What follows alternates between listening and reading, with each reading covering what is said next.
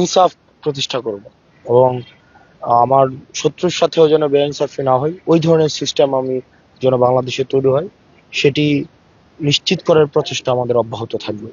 এবং আমাদের ভেঙে পড়া বাংলাদেশের যে কাঠামো রয়েছে, আমাদের রাষ্ট্র কাঠামো, সেটাকে গড়ে তোলার প্রচেষ্টা অব্যাহত থাকবে।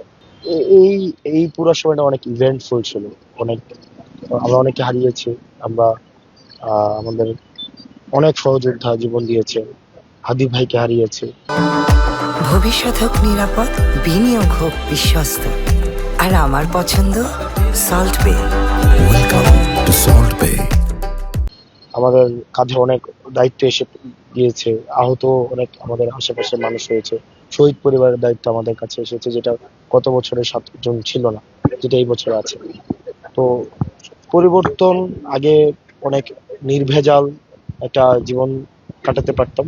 এখন অনেকগুলো মানুষের যেহেতু আস্থায় নিয়েছে আমাদের, তখন সেক্ষেত্রে কিছু দায়িত্ব এসে পড়েছে এবং সেগুলো বাস্তবায়নের সেক্ষেত্রে তারা রয়েছে।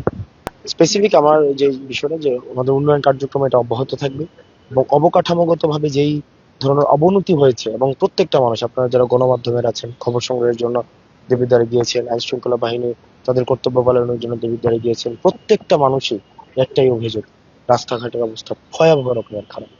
দ্বিতীয়ত যেটি খারাপ, শিক্ষা খাতের অবস্থা খুবই খারাপ। তৃতীয়ত স্বাস্থ্য। আমার যেহেতু অনেক রেমিটেন্স যোদ্ধা আছে, তাদের অনেক প্রয়োজন আছে, দালাল চক্র আছে, মাদকের সিন্ডিকেট আছে। এই সামগ্রিক এই বিষয়গুলিকেই অ্যাড্রেস করার প্রচেষ্টা সবসময় অব্যাহত থাকবে।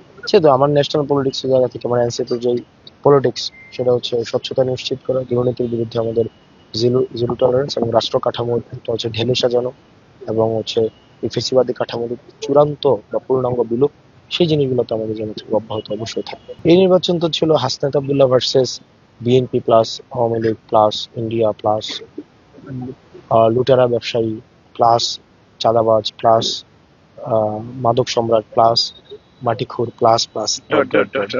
তো আমি আসনাদ আব্দুল্লাহ, আমার সাথে জনতা ছিল। দিন শেষে জনতার আস্থাই হচ্ছে এখানে বিজয়ী হয়েছে।